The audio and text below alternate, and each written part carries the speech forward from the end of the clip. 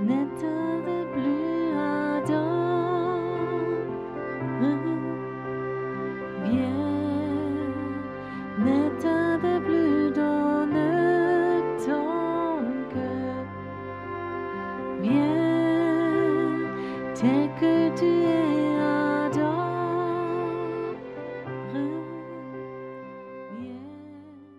Derrière Poutine, derrière la Chine, derrière ces ça, il y a des forces spirituelles. En ce moment, il y a un combat de forces spirituelles. Il ne faut pas voir ça au niveau terrestre parce qu'on n'arrivera jamais à comprendre. Il y a vraiment, on est dans un temps où le diable sait que Dieu a prévu un réveil. Et le diable, il a peur de ce réveil, il sait ce qui va se passer. Et c'est la dernière vraiment grande attaque qu'il a libérée, ces forces démoniaques qu'il va encore libérer. C'est ces dernières munitions qu'il est en train de tirer. Alors, le rôle de l'Église dans ce schéma de combat spirituel, le rôle de l'Église, est-ce qu'il y a quelque chose de particulier? Ben voilà, il y a deux choses. Il y a le plan du diable, avec tout ce qu'on voit comme catastrophe et tout ce qui se passe. Et puis, il y a un plan de Dieu pour l'Église. Et je crois que le plus important, c'est de découvrir le plan de Dieu. Maintenant, c'est pour ça que je n'ai pas tellement envie de parler de tous ces phénomènes qui se passent. Moi, ce qui m'intéresse, quel est le plan de Dieu pour l'Église, pour ma vie, pour le groupe, pour les églises de certaines régions? Qu'est-ce que Dieu a prévu pour eux? C'est rencontrer la volonté parfaite de Dieu, pas la volonté générale. Il faut rencontrer vraiment la volonté parfaite de Dieu qu'on peut lire dans Romains 12, je crois, ou 10 ou 12. Et je crois que c'est ça tellement qui est tellement important, de trouver exactement ce que Dieu veut de ma vie, de faire les bonnes actions que Dieu a prévues d'avance pour moi. Est-ce que c'est aussi territorial dans le combat spirituel? Est-ce que c'est Oui, je territorial? crois que surtout, Dieu va donner des ordres à certaines personnes pour certains endroits. Et puis, je pense qu'il y a des plus grands ministères que Dieu va appeler à superviser même le combat spirituel dans différents pays. Mais je crois que c'est le temps, c'est pour ça que j'ai écrit ce livre, Armée de prière, c'est un temps où Dieu veut former des armées de prière. C'est le temps où Dieu, il appelle des gens à la prière comme il n'a jamais appelé des gens à la prière, mais à une nouvelle prière, surtout pas des prières pour soi, mais des prières pour créer le royaume de Dieu. Le jour qu'on arrêtera de prier pour notre propre moi, on aura vraiment une autorité spirituelle. Quel est le rôle de la prière prophétique, justement, dans ce cadre-là? Parce que je crois que c'est important de prier selon l'esprit, mais d'avoir aussi des révélations. Absolument. Pour moi, la prière prophétique, c'est rien d'autre que de prier ce qui est dans le cœur de Dieu. Amen. Pour moi, le prophétique, c'est pas un voyant qui voit quelque chose, mais c'est vraiment sentir ce cœur de Dieu. Qu'est-ce que Dieu il ressent dans son cœur?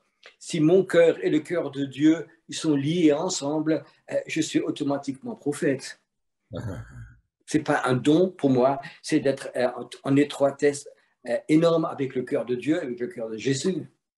On parle à nouveau de l'intimité et de se plonger dans... Parce que il y a un exemple extraordinaire, c'est celui d'Esther, qui va passer une année dans des parfums, dans de l'huile, etc.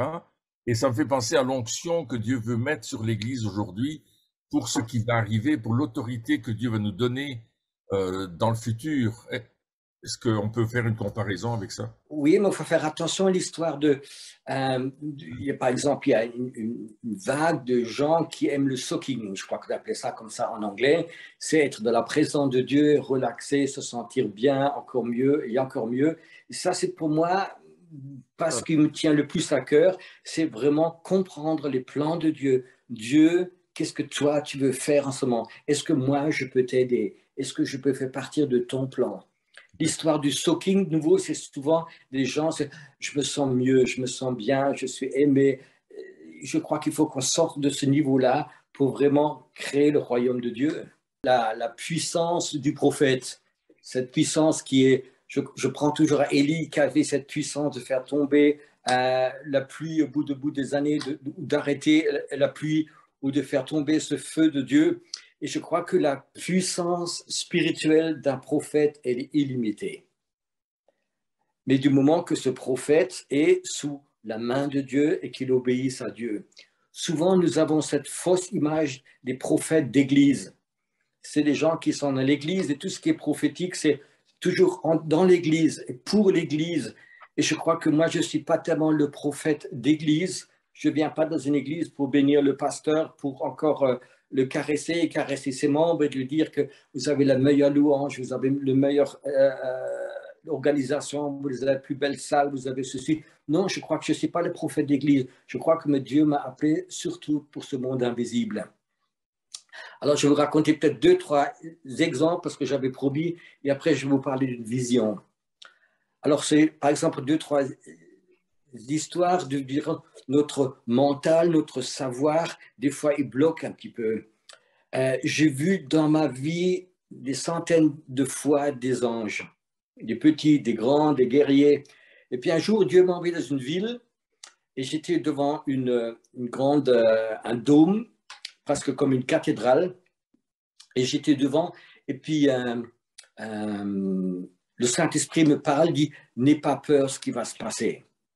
Et puis brusquement, je vois devant ce dôme un ange, comme je n'avais jamais vu. Il avait à peu près entre 8 et 10 mètres de hauteur. Ça fait presque 3 étages. Et j'étais là, plein de respect.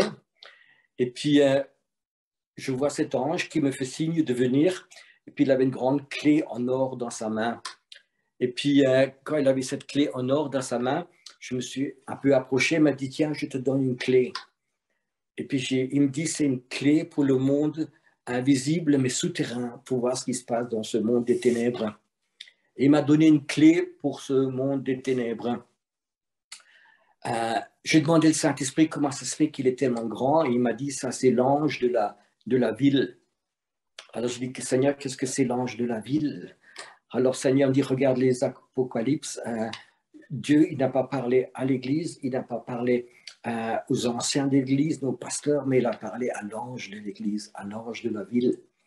Et il faut savoir qu'il y a des anges qui sont responsables pour une ville, il y a des anges qui sont responsables pour une région, même pour un pays. Et puis, il m'a donné cette clé pour ce monde souterrain. 2, 3 jours après, le Seigneur me dit, reviens dans cette ville, et j'étais à la même place, et il dit, utilise cette clé. Et puis à un moment donné, je vois un esprit comme une ouverture et je descends sous cette cathédrale. Et puis je suis dans une salle qui était ronde, qui était fermée de partout. Et puis il y avait posé devant des petites fenêtres qui étaient murées des livres. Il y avait 9 livres. Et puis je m'approche et je regarde et puis je voyais que c'était les livres le 6e et 7e livre de Moïse, qui sont des livres sur la sorcellerie. Et puis le Seigneur me parle, tu vois, il y a un temps en arrière, les sorcières de la ville avaient fait un pacte avec l'évêque de cette cathédrale et ils avaient la propre chambre sous la cathédrale, à 2 étages en dessous. Et il y a un nouvel évêque qui est venu et qui les a jetés dehors. Alors cette salle a été murée, mais avant de sortir, ils ont mis ces livres. Et j'ai dit, Seigneur, qu'est-ce qu'ils font ces livres? Ben, ils ont un pouvoir sur les sources souterraines de mettre des malédictions que les gens dans la ville ne peuvent plus s'approcher du Seigneur. Et puis, j'ai dit, qu'est-ce que je dois faire? Le Seigneur m'a dit, tu fermes les livres. Alors, je me suis approché à ces tables où il y avait ces livres ronds devant les ouvertures de fenêtres et je fermais les livres.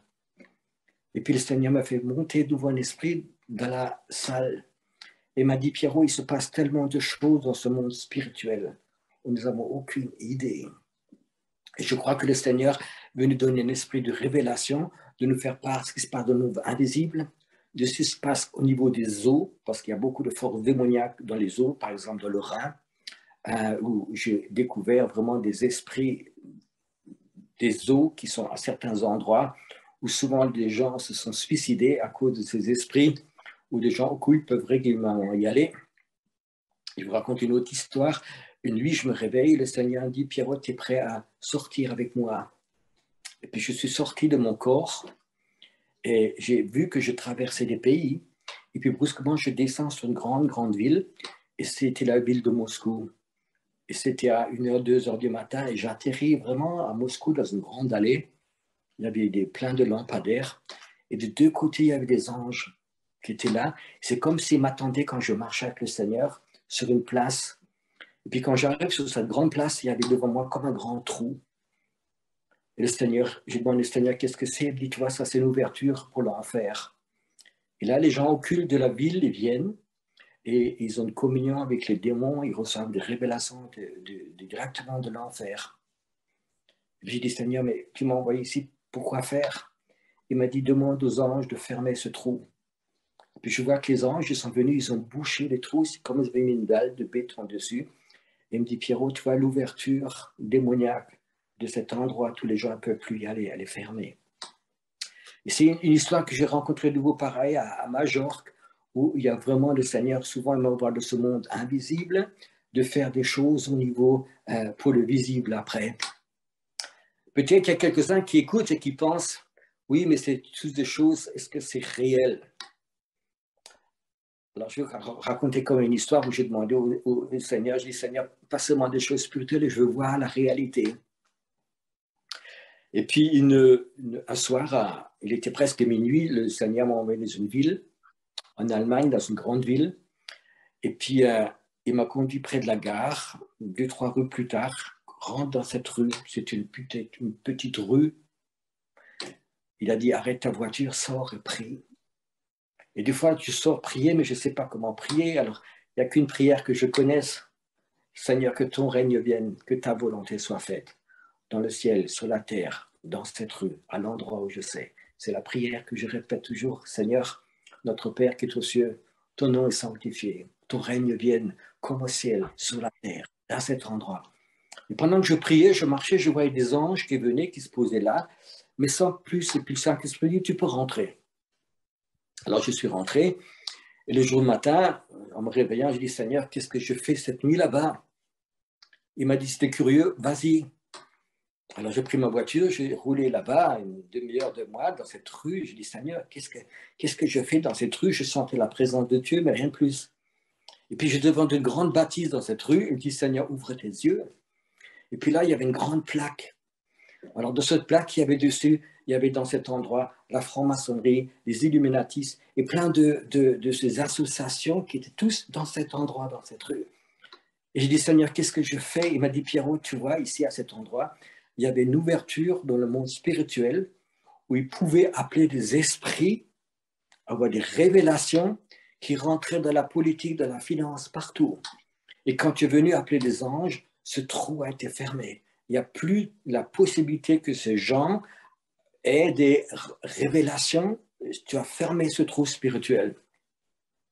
Et alors, j'ai dit, Seigneur, c'est super bien ces choses-là. Mais une fois, j'aimerais bien que tu me montres la réalité. Et puis, le Seigneur me dit, tu vas tout bientôt le savoir.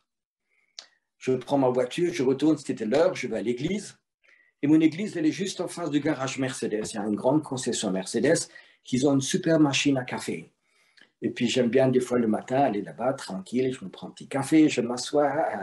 Et quand je rentre, j'ai pris mon café, d'un coup, il y a un monsieur qui dit derrière moi, qui était assis à une table, il buvait aussi un café. Pierrot fait, je dis oui, c'est moi, et je me retourne. Et c'est un homme que j'ai connu quelques années avant, c'est un homme d'affaires qui est dans une église pentecôtiste américaine. Ah, il me dit, Pierrot, c'est bien, assis-toi à la table, on boit le café ensemble, ça fait des années qu'on ne s'est pas vu. Alors, je me suis assis à table, puis il me demande comment je vais. Je lui dis, bien, et toi? Il me dit, super, je fais des affaires, je gagne vraiment beaucoup, beaucoup d'argent, tout va bien, j'ai pu acheter 2 camions en plus, et depuis que je suis franc-maçon. Alors, je le regarde et je dis, tiens, mais tu es chrétien? Il me dit, oui, mais c'est aucun problème, faites chrétien et franc-maçon. Dans notre loge, il y a même d'autres pasteurs encore. Et puis, il commence à me raconter sa vie de franc-maçon. Et il me dit, tu sais, dans les affaires, quand je trouve un nouveau client, la première chose que je fais, je lui dis, messieurs, je suis franc-maçon, je fais partie d'une loge, n'essayez pas de me rouler, sinon vous aurez des problèmes avec toute la loge, on est grand. Il a dit, personne depuis m'a essayé de me rouler. Ils payent tous les factures, j'ai des nouveaux clients, je vais bien, je suis béni. Alors, j'avais l'impression de laisser parler parce que c'était intéressant, c'est un peu de savoir. Alors, je l'ai laissé parler et puis il me dit, oui, je vais faire encore deux stages, deux séminaires avec, d'ici un an, et j'aurai le droit d'avoir une rencontre personnelle avec Lucifer. Alors, j'ai dit, comment tu es chrétien, tu vas avoir une rencontre avec Lucifer? Oui, il a dit, c'est pas un problème, je peux lui parler de Jésus. J'ai rien dit, j'ai secoué la tête. Et puis, je lui ai posé une question. Tu fais partie de quelle loge? Il me dit, l'endroit de sa loge. Et c'était l'endroit où la nuit avant, j'ai fermé le monde invisible. Et j'ai vu que le Seigneur, il m'a dit, Pierrot, tu vois, de temps en temps, je vais te donner des preuves des choses que tu fais. Et j'ai vu quand même que dans le monde spirituel, j'ai compris qu'il y a des personnes, des groupements occultes qui sont capables d'avoir des relations, qu'il y a des ouvertures spirituelles dans le monde spirituel où ils peuvent avoir vraiment ces relations dans ce monde spirituel, de savoir, par exemple, avec la bourse, tout ce qui va se passer.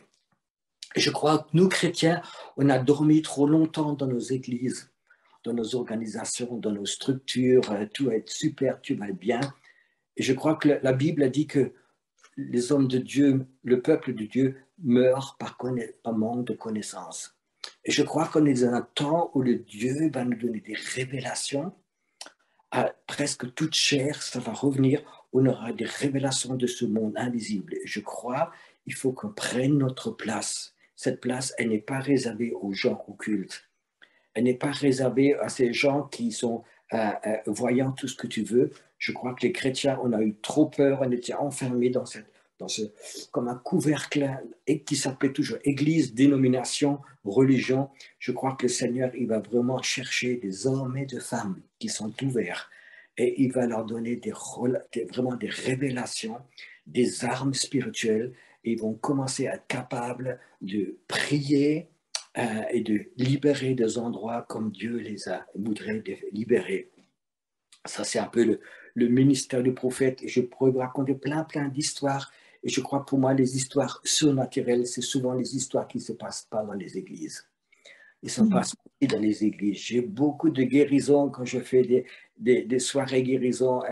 J'aime ces miracles et j'aime ces conversions. Mais je sais qu'il y a un autre niveau. Et je crois que le Seigneur veut vraiment nous emmener dans ce nouveau niveau. Je vais changer de sujet parce que il y a 3 jours en Israël, j'ai une vision, quelque chose que je n'avais jamais reçu comme ça. Et je voulais d'abord la garder pour moi. Le Seigneur m'a dit, toi, cette vision, elle est pour toi, mais il faut que tu la partages. Parce que c'est une vision qui va servir et enrichir mon peuple. Alors l'histoire s'est peut-être passée d'abord un peu grâce à votre site. J'ai écouté quelques jours avant un message de Pierre-Daniel Martin qui était chez vous. Et ça m'a beaucoup touché. Quelque chose m'a touché profondément quand j'ai écouté ça, que ce que cet homme de Dieu a subi. Et puis cette révélation qu'il a eue que pour l'année 2023, il y aura beaucoup de brisements spirituels au niveau de leaders, de gens que Dieu va appeler. Je vais quand même vous raconter un peu ce qui s'est passé les derniers mois de ma vie. J'étais souvent malade. J'ai été opéré, j'étais à l'hôpital. Un jour, c'est les genoux, je ne peux presque plus marcher, j'ai de l'arthrose. Après, c'est l'épaule. Après, c'est des inflammations dans la mâchoire, dans les dents, avec plein de pus. Enfin, c'était un coronavirus après l'autre, une grippe après l'autre. Et ça rend fatigué de plus de fois dormir la nuit parce qu'on a vraiment des douleurs. Et ça m'a vraiment très marqué, ça m'a fatigué. Je dis, Seigneur, est-ce que mon temps est déjà fini? Et dans cette situation, j'étais très fatigué à la fin de ce séminaire en Israël. Et une après-midi, je monte dans ma chambre, il devait être 4h, 5h. Et d'un coup, je sens une fatigue, mais vraiment fatigue qui était posée sur moi. Et puis, je dis, bon, moi, comme je suis tout seul, je vais faire un peu une sieste. Je me suis couché sur mon lit. Et je me suis endormi très profondément, ce que je ne peux jamais faire la journée. Et je dors, je pense, presque 2 heures. Et puis, je me réveille un petit peu, puis je vais essayer de me lever. Et je n'arrive pas parce que cette fatigue, elle est posée sur moi. Et puis, tant pis, je me rendors. Et puis, je crois 1 heure après, je me réveille un petit peu de nouveau et c'est pareil, c'est posé sur moi une fatigue très surnaturelle. Et puis il y a cette pensée qui est en moi, peut-être si c'est comme ça de mourir, c'est une belle mort. C'est facile de mourir alors comme ça dans le sommeil. Et puis la deuxième pensée, j'aurais au moins pu téléphoner à ma femme, la prévenir que je meurs, c'est pas qu'elle reçoit cette nouvelle de quelqu'un d'autre. Et je retombe dans ce sommeil et puis je me réveille. Il était minuit. Donc ça faisait 6 ou 7 heures, j'avais passé là-dedans. Et je sentais que c'était pas normal. Je sentais que c'était quelque chose de Dieu que je connaissais pas. Et pour moi, c'était... je suis allé dans la chambre à côté, j'avais une chambre de prière. Et j'ai cherché vraiment Dieu. Et puis brusquement, le Seigneur était là et puis il m'a parlé. Il m'a dit, Pierrot, j'ai autorisé Satan à te juger, à porter son jugement sur toi. Et c'est pour ça que les derniers temps, tu t'es senti tellement mal. Et pour moi, c'était nouveau que Dieu autorise Satan à juger les hommes de Dieu. Mais si tu connais la Bible, dans Job, tu vas trouver ça exactement. Et le Seigneur m'a dit, Pierrot, c'est pas seulement toi, mais c'est moi-ci. J'ai autorisé Satan à vous attaquer, à vous juger, à vous casser. Et puis ça m'a vraiment touché. Et puis brusquement, j'ai une vision. J'ai vu le Seigneur tout habillé en blanc, avec une sorte de tablier devant, et il se promenait sur un tas d'ordures. C'était un grand champ qui était rempli d'ordures, comme une décharge publique. Et je disais, qu'est-ce que le Seigneur il fait là-bas? Et puis, de temps en temps, il se baissait, il ramassait quelque chose, il le mettait dans son tablier devant, et il marchait, et puis cherchait les choses, il les ramassait. Et puis, comme je ne comprenais pas, je me suis approché de lui, et j'ai voulu voir ce qu'il ramasse. Il ramassait des petites cuillères à café, des cuillères à soupe, même des louches. Il ramassait ça, et puis c'était du matériel qui était sale, qui était tordu. Et puis je voyais qu'il les nettoyait un petit peu, même avec son haleine, mais c'était son haleine dessous. Et puis il les nettoyait, il essayait un peu de les détordre, il les mettait comme dans un panier dedans. Et j'ai dit, Seigneur, qu'est-ce que tu fais ici en train de ramasser ces choses-là? Et il me regarde et il me dit, toi, tu en fais partie. J'ai dit, ça, comment, Seigneur? Mais tu vois, ça, c'est les serviteurs de Dieu que je ramasse en ce moment. Ils sont peut-être salis, on leur a marché dessus, ils sont peut-être tordus, et je les ramasse et je vais les utiliser pour la dernière grande moisson. J'ai dit, Seigneur, mais jamais j'inviterai un ami chez moi et je prendrai ces choses-là. Et Seigneur me sourit. Et puis d'un coup, j'ai une troisième vision. Je vois du ciel une grande marmite comme ça qui descendait. Je n'ai pas osé tout de suite m'approcher parce que je savais qu'il y avait quelque chose dedans qui était surnaturel, qui était de Dieu, de très fort. Puis je m'approche un peu et puis je vois qu'il y a quelque chose de cette marmite, c'est comme un élixir, comme une concentration de la puissance de Dieu, comme une onction, mais c'est beaucoup plus fort dans cette marmite dedans. Et le Seigneur me dit, tu vois, ça, c'est ce qu'aucune oreille n'a entendu, ce qu'aucun yeux n'a vu, c'est là-dedans. Et je vais le donner pour la dernière moisson. Je vais, pour la dernière grand réveil qui va se produire, c'est grâce à ceci. Et le Seigneur me dit, tu vois, ces cuillères tordues qui sont sales, que je nettoie un petit peu, je veux les utiliser. Je ne vais pas utiliser des... Je dis, Seigneur, je ne comprends pas. Il me dit, tu sais, Pierrot, tout ce qui est là-dedans, cette odeur, ce qui est dedans, je vais le partager avec personne. Ça appartient à Dieu. Je vais prendre des serviteurs qui sont souvent brisés, qui ont fait des erreurs, qui sont cassés. Et cela, je vais les utiliser pour qu'on sache que c'est Dieu ce qui est dedans. Ce n'est pas les serviteurs. Que ce n'est pas eux qui reçoivent de l'honneur, c'est que Dieu seul qui reçoit de l'honneur. Et quand j'ai eu cette vision, ça m'a presque fait pleurer parce que je savais qu'il y avait quelque chose dedans qu'on ne connaissait pas encore. Le Seigneur m'a dit, Pierrot, une goutte peut transformer un homme à jamais. Une goutte pour une église peut apporter le réveil. Une goutte a la puissance de réveiller une ville complète de ce qu'il y a dedans. Et puis je pensais à ce moment-là, ce réveil qui se passe un peu aux États-Unis dans cette université. J'ai dit, Seigneur, est-ce que c'est possible? C'est qu'une goutte est tombée là-bas. Il me dit, oui, c'est une petite goutte qui est tombée là-bas. Et ça va être le temps où ces serviteurs de Dieu, je les ramasse et je les prépare pour servir ces choses-là. C'est quelque chose qui m'a profondément touché. Puis j'ai dit, Seigneur, quand ça va être?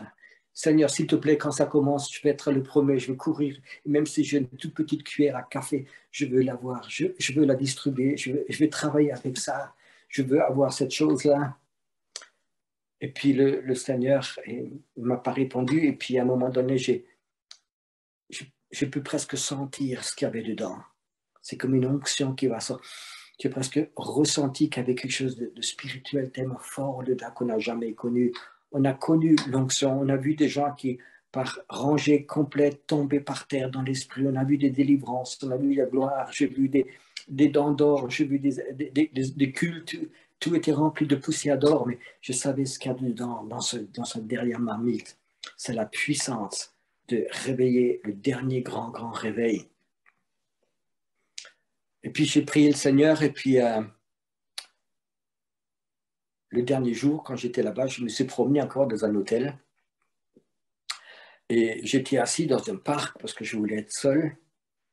Et puis j'étais à peine assis, il y a un homme qui passe entre 50 et 60 ans et commence à me parler en hébreu. Alors je lui dis, je ne parle pas l'hébreu, j'avais envie d'être seul.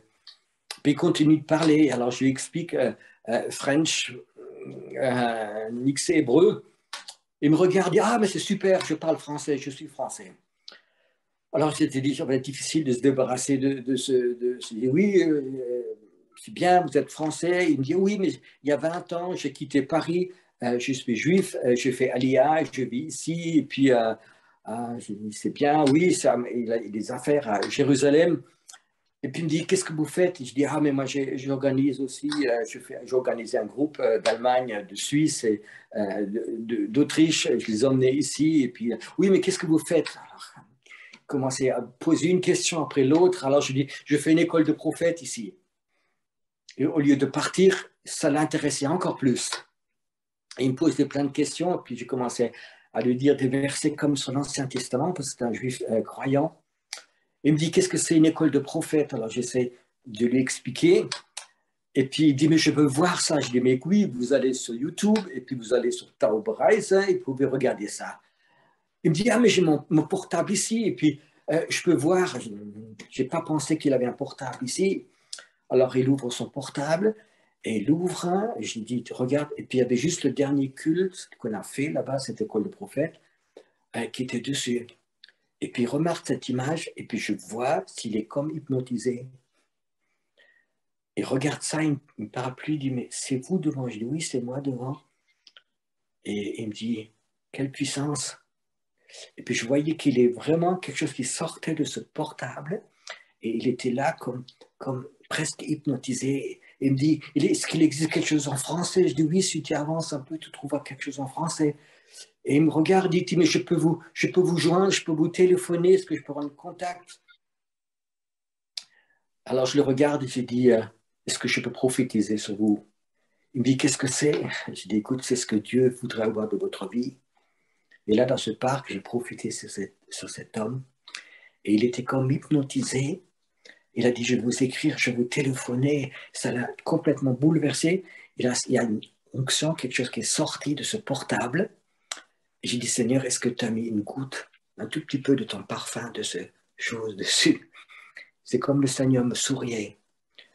Tu sais, amener un juif au Seigneur, c'est une chose très, très difficile. Il faut quelque chose de surnaturel.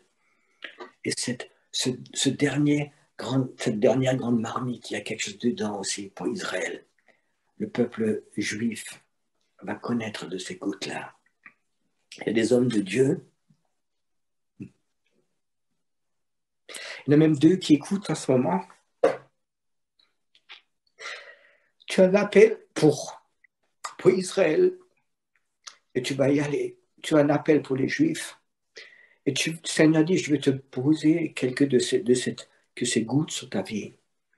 Et tu vas ramener ce peuple juif, tu vas ramener beaucoup de gens au Seigneur. Et ce sera d'une façon surnaturelle. Tu goûteras de cette puissance. Ce n'est pas tes mots qui vont le faire, ce n'est pas ton savoir biblique, ce n'est pas ton onction qui va la faire. Mais le Seigneur dit, tu seras un de ceux qui sera à cette marmite. En ce moment, tu regardes, mais tu as été brisé les derniers mois. Et je t'appelle à rentrer dedans. Et tu vas goûter de cette puissance. Ils vont revenir à toi. C'est le Seigneur qui parle à 2 personnes qui sont en train d'écouter. C'est un temps où le surnaturel va être tellement fort que intellectuellement, on peut décrocher, on n'a aucune chance. Et je sens que c'est un temps où, très bientôt, Dieu va utiliser des hommes et des femmes qui encore maintenant sont peut-être dans l'ombre, qui maintenant ils ont eu peut-être des échecs qui sont brisés. Peut-être ton couple a été brisé, peut-être tu as fait faillite, peut-être tu as été critiqué, peut-être tu étais malade. Le Seigneur dit, je t'ai vu sur cette décharge. Les hommes, peut-être, ils ont pensé que tu es plus capable de faire quoi que ce soit. Mais le Seigneur te cherche. C'est un temps où le Seigneur est en train de chercher, de les redresser, de les nettoyer. Mais ce ne sera jamais des hommes et des femmes parfaites. Il va prendre des gens, je peux dire l'expression, un peu tordus des fois, avec leurs défauts, et il va les utiliser. Et comme ça, les gens, ils verront. Ce n'est pas des gens parfaits, mais c'est ce qui est dans cette marmite. C'est ça qui est important, parce qu'il y a la gloire de Dieu, et Dieu va la partager avec personne, avec aucun homme, avec aucune église, avec aucune dénomination. Ça appartient à Dieu seul. Et je sais que ça, c'est le plan de Dieu. Le Seigneur m'a donné cette révélation. Et j'ai l'impression ce soir, c'est une vision qu'il y a quelques jours, que quand j'en parle, il y a quelque chose de, comme une odeur, comme une vapeur qui sort de cette marmite. Et toi qui écoutes, je vais te demander, est-ce qu'en esprit, est-ce que tu peux sentir ça? Est-ce qu'en esprit, tu sais qu'il y a quelque chose qui va venir que nous ne connaissons pas encore? Ce qu'aucune oreille, aucune personne n'a vu de ses yeux, ça va venir. Et Dieu veut utiliser des hommes et des femmes pour le distribuer, pour l'apporter quelque part. Je voudrais, toi qui écoutes, toi qui as une fibre sensible, une fibre prophétique, est-ce que tu peux sentir en esprit ce qui sort de ce récipient, de cette marmite? Est-ce que c'est quelque chose qui, en ce moment, ton cœur crie, Seigneur, je veux ça. Je sais que j'ai rien à donner. Je sais que j'ai des défauts. Je sais que j'ai raté beaucoup de situations, mais si je veux avoir ça, je voudrais. Et je crois que ce soir, il y a quelque chose de cette onction qui passera, qui te touchera dans ta chambre là où tu es. Et je suis sûr qu'il y a des gens prophétiques ce soir quand ils vont se coucher et qui vont se rappeler ces choses-là. Tu vas sentir dans ta chambre comme une nouvelle odeur. Tu sais, un esprit, c'est bon, on peut sentir des choses. Dieu va enlever, marqué dans Ésaïe 61, la tristesse et il veut mettre un parfum nouveau sur notre vie. Et ce qui sort de cette marmite, c'est un parfum de la gloire de Dieu. Je prie maintenant qu'il y a quelque chose qui va se libérer dans ta vie pour que dans ton esprit, tu cherches cette chose-là, que tu es prêt, que tu dis, Seigneur, même si je suis brisé en ce moment, même si j'ai eu des défaites dans ma vie, même si peut-être je ne fais pas cocorico tous les jours, mais je me sens relativement brisé. Ce soir, cette parole prophétique peut toucher ton cœur. Si elle ne te touche pas, moi je dis toujours, c'est pas grave, mets-le dans un tiroir, comme dit Paul, mets-le dans le tiroir. Si un jour le Seigneur veut le ressortir, il le ressortira. C'est pas pour tout le monde, mais ce soir, c'est ce que je voulais partager avec vous. Yeah. tarde plus adore. Viens, ne tarde plus dans le temps que. Viens, tel que tu es adore. Viens, tel que tu es devant ton